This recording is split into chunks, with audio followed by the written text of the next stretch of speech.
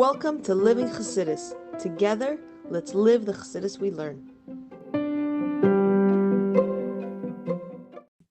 Good morning, everybody, and welcome to Chassidus in the morning. Hachana for Shavuos. 15 minutes to change our lives. Probably gonna finish off with Hashem today.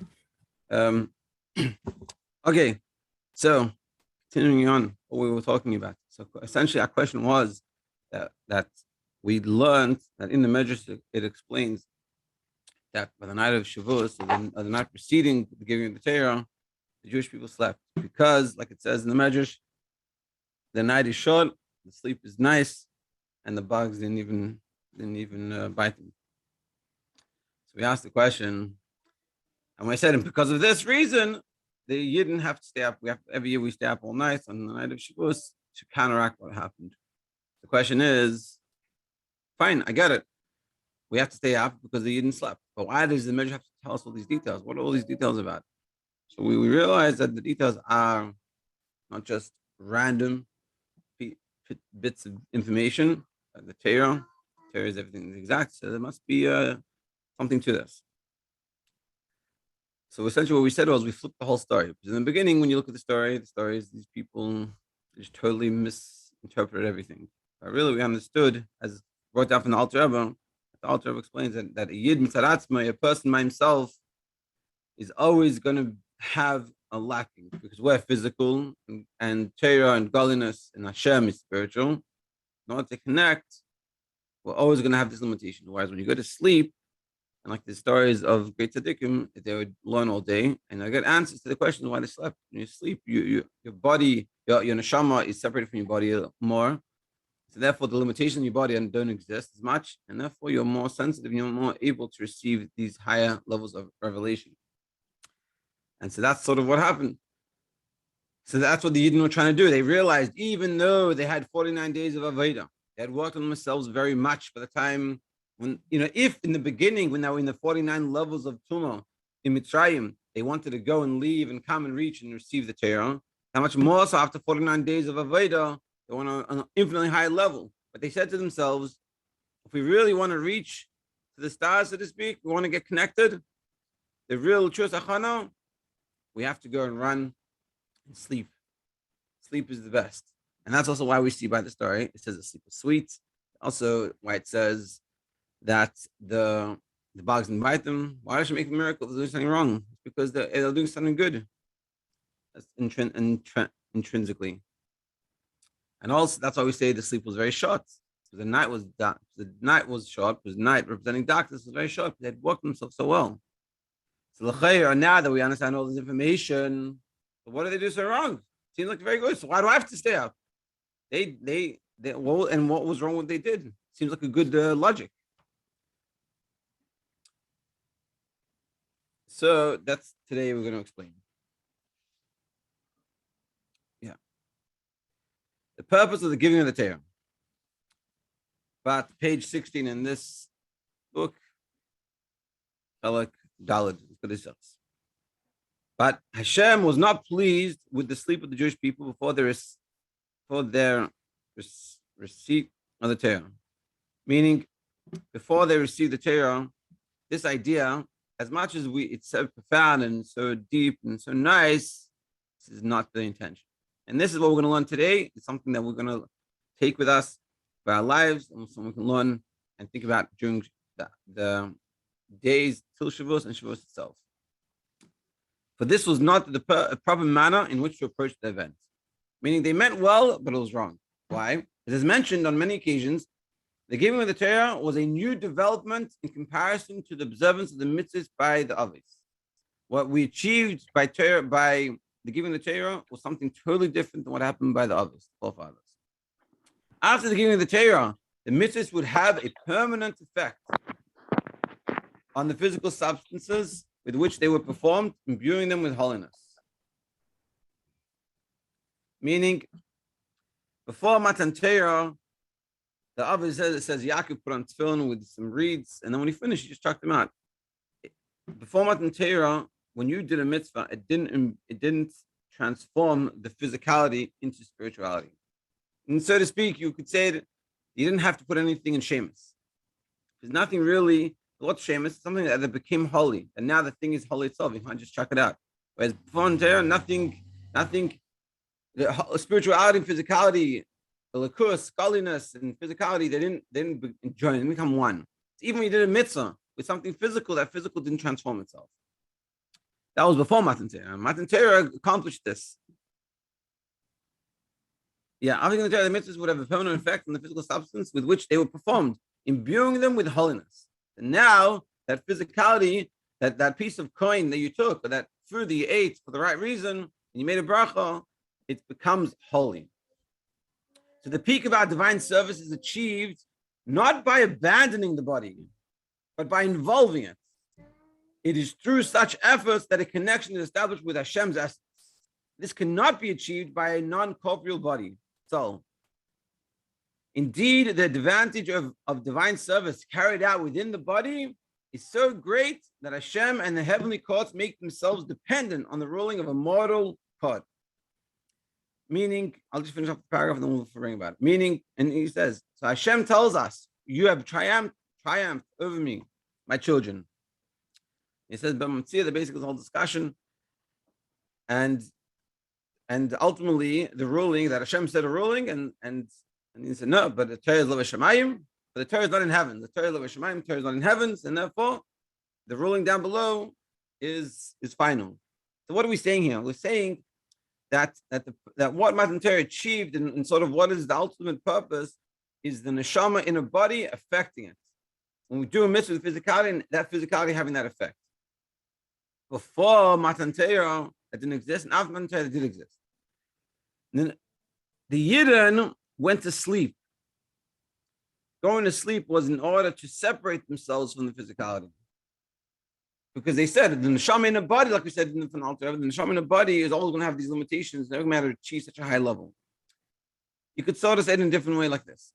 What's deeper? What's more cherished? What's more important? Reaching a high level or affecting the physicality? And this is sort of what we're saying.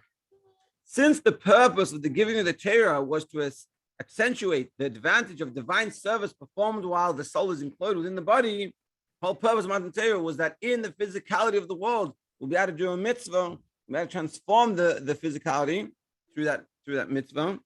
The preparatory service must parallel that objective.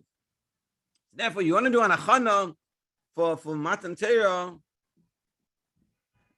you have to use your brain. You have to do it the right way.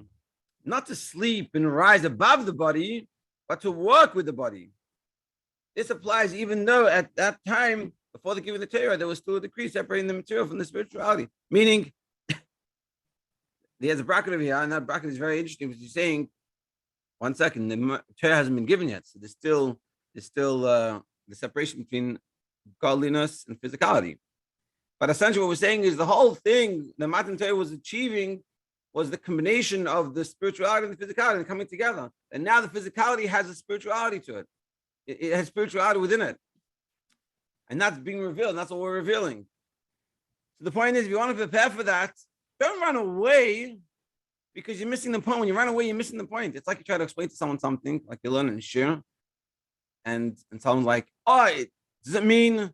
And they try to explain it, and it's totally not what we're talking about. This is sort of what we're saying. The Yidden were meant well, and they're trying to do the right thing. But when they come and they go to sleep on the night before Shavuos, Hashem's not happy because you're missing the point. You don't realize what we're trying to achieve here. We're not trying to achieve that you become an aesthetic and you leave the world. You're not connected with the world. You're not meant to stay in seminary all your life. You're not meant to stay in kollel. You're not meant to become a kollel wife and your husband just goes all day in kollel. That's not the purpose. For some people, maybe it is. But in general, that's not the way it's meant to be. You're meant to be in the physicality, you're meant to be in the world and live within the world and transform the world. That's the whole purpose of giving the Torah. That the Torah came down specifically for that. The Torah could have stayed up in Shemayim. The reason I came down is to be in this world of physicality. So going to sleep is taking yourself away, which is the opposite intent of the Torah. It wasn't what they did, they slept because they were tired. They wanted to reach a high level, but they didn't realize that they were mistaken in their thoughts. You want to get close to Torah? It's about being within inside of you. It's like, Lamasha, I had a friend, he was He was from South Africa, and he went to learn in Eretz Yisrael in Yeshiva. And so they were learning Girsa, which is Gemara, but like quickly, not like so in depth, just running through it. So he's South African. So he has to read the Gemara and then translate into English and move on. And it's written in a foreign script, foreign letters. Whereas he's in the yeshiva with all these Israelis, so the language is written. It's even though it's in Aramaic, but the words are written in Hebrew, and they don't really translate so much. And they fly through. And he was going much slower than them because just the time that it takes to do all these things. And so he complained to one of the Rosh Yeshivas or the Maggid Shir over there.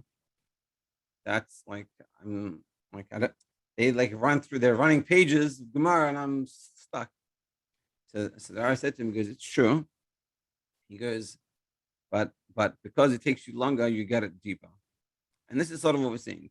You can go spirituality and you can run to the heavens and you can go do all these holy things, but it's not going to permeate you. The whole purpose of the Torah is to permeate you. As the Rebbe said a million times, Torah and Lashon Hara. Torah is the language of lessons. It's not just something you learn and you get all spiritual and you run away, but it's that you come down into physicality and you say, well, how does this affect me? What am I meant to learn from this, and how do I apply this?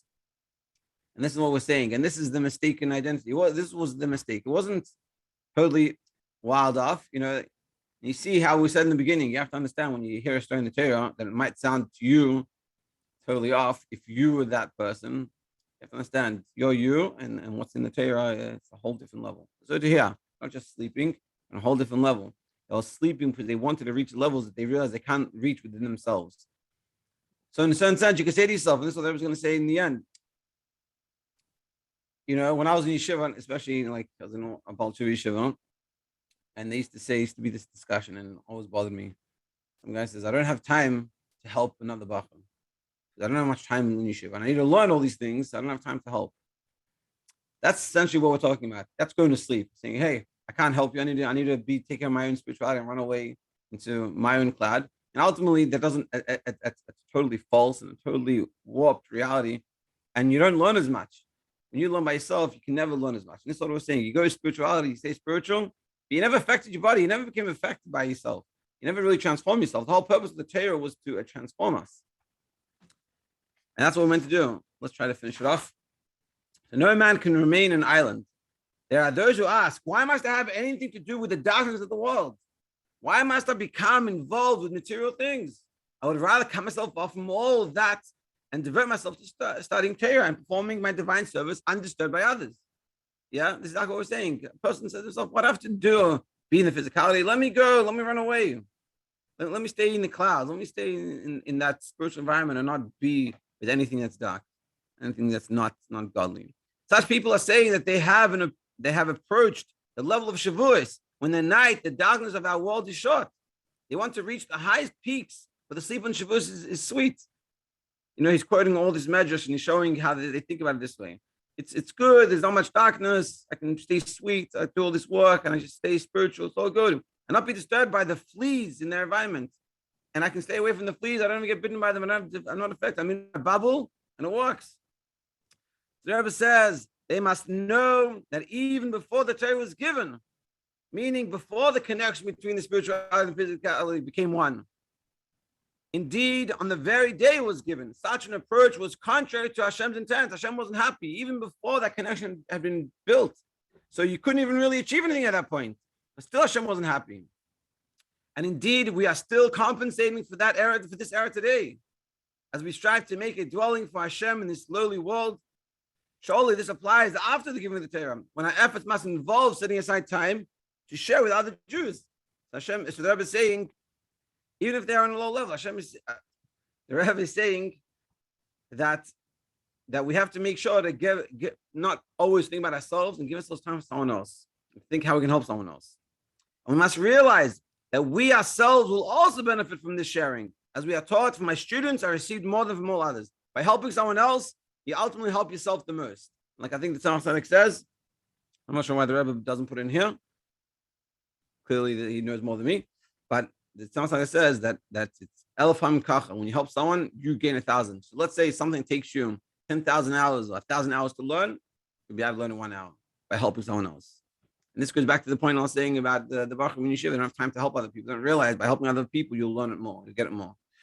This is the reason why we don't sleep on Shavuos, the night before we receive the Torah. It's not merely to compensate for a shortcoming of our ancestors. And they're saying even deeper. I thought we're doing it because they made a mistake. It's because staying awake is part of the preparation for receiving the Torah. It's because we're trying to teach ourselves. We want to connect with Torah. We don't run away. We don't run away into the mountains. We don't stay away from people and say, I'll just stay in my bubble and I don't care about anyone else. Giving the Torah, receiving the Torah comes with the obligation to help and to see how can I teach someone else? How can I give someone an aleph? I know an aleph. We all know something that we can give. And if we think we don't know anything, we're going to sit down and ask ourselves, I must know something. The proper approach is to involve ourselves with the body, the animal soul, and one's portion in the world. In this manner, one prepares oneself for receiving the Torah with a joy that continues throughout the year. And with this, that's how you prepare for Shavuos. It's dark by staying up, not just for staying up to make up for the mistake that they made, that they didn't stay up. It's also for ourselves, we prepare ourselves. Let's realize, I want to receive the Torah. I want the Torah to really shine with me. It's not about I'm just going to learn Torah, but I'm going to take the Torah, I'm going to put it into myself. I'm going to say to myself, how do I apply this? How do I speak to my Nefesh Bahamas? How do I help the people around me? How do I help the one around me? When I'm going down in the street, like my wife does a lot, walks around, sees how she can help. See, says like comments, especially like, in the subway or something, you see someone and try to put them in a good mood. How can I make an effect in the world around me? This is what the Torah has come to do. Not to take you away from the world, but to put you in the world and to transform the world. And this is the Dibur Tachtenim. This is what we're trying to do. So we should be successful in this.